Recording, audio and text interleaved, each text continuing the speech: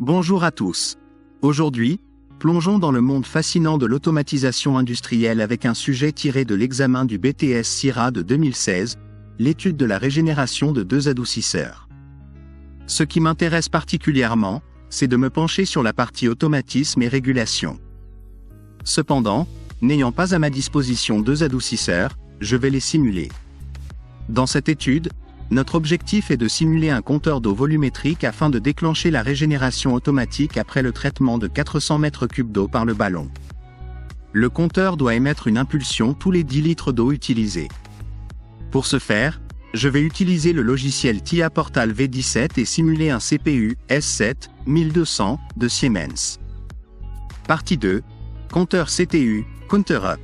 Pour débuter, je vais créer un projet intitulé Adoucisseur.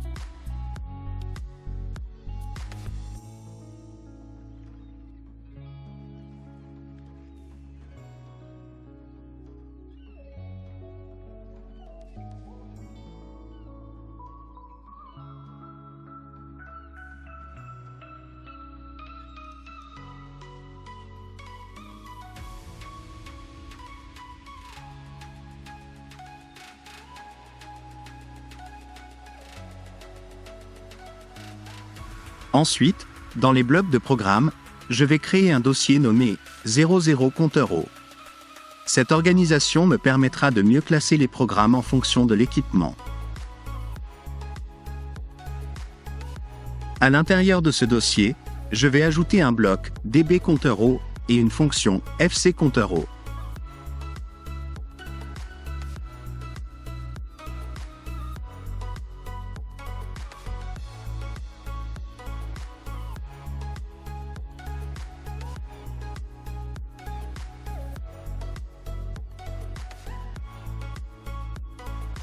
Dans le premier réseau, Network 1, je vais ajouter le Counter Up, ou CTU, à mon programme. Cette fonction est cruciale car elle nous permet de compter les impulsions reçues à l'entrée, CU.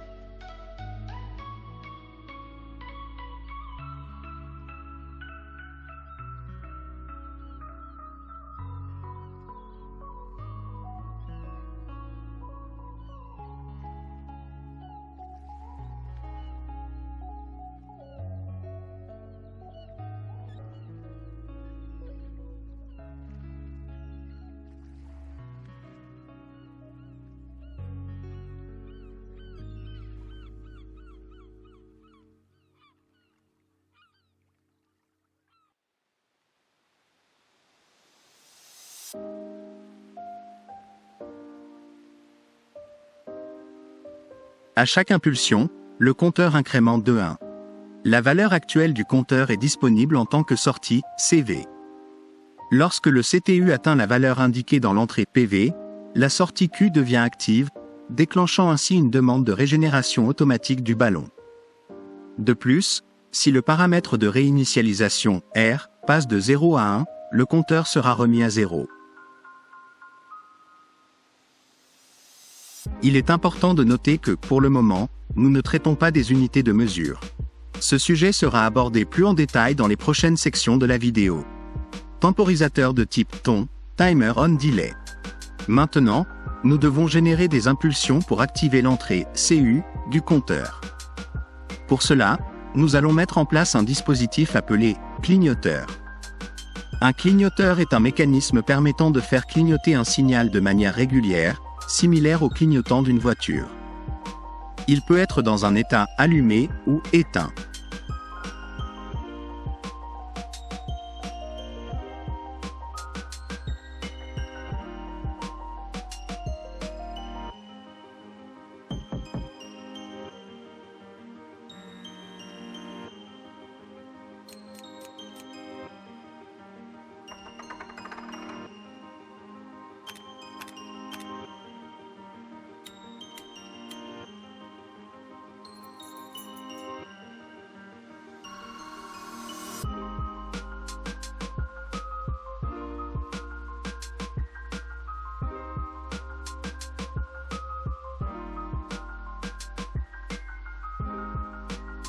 Nous allons créer notre propre clignoteur en utilisant 2 temporisations de type ton.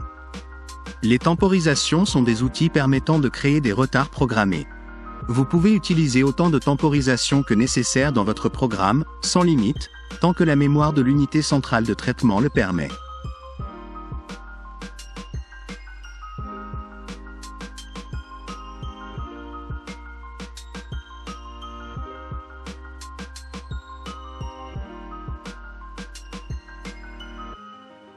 Lorsque la temporisation est activée, elle met la sortie Q à 1, après un délai préalablement défini.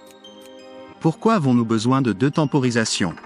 La raison en est que nous voulons créer un signal qui clignote, c'est-à-dire qui passe de l'état allumé à l'état éteint, et vice-versa.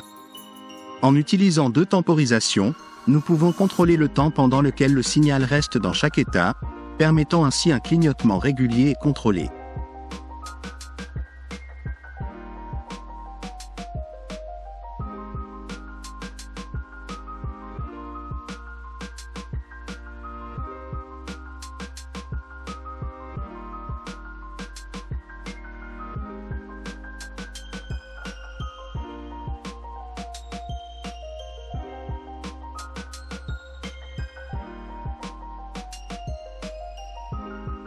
Fonction algébrique.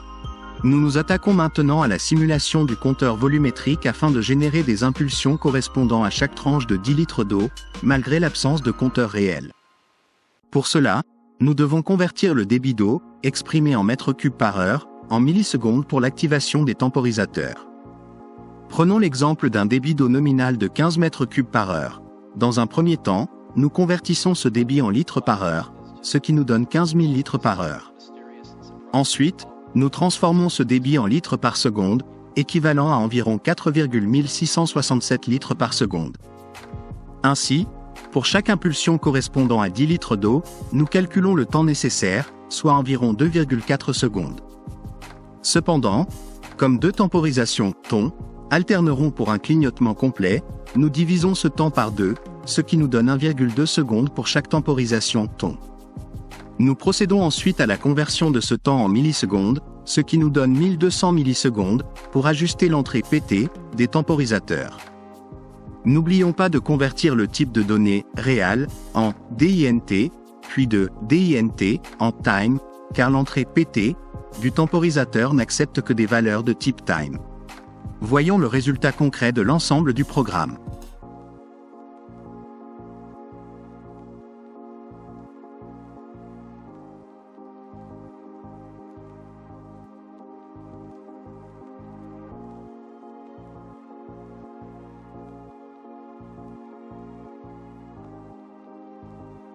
Merci d'avoir suivi cette vidéo. Dans la prochaine, nous plongerons dans la phase cruciale de régénération du ballon, en explorant également les appareils auxiliaires tels que la pompe acide et la pompe de saumure. Assurez-vous de rester connecté et de vous abonner pour ne pas manquer cette nouvelle exploration captivante de la maintenance industrielle. À bientôt!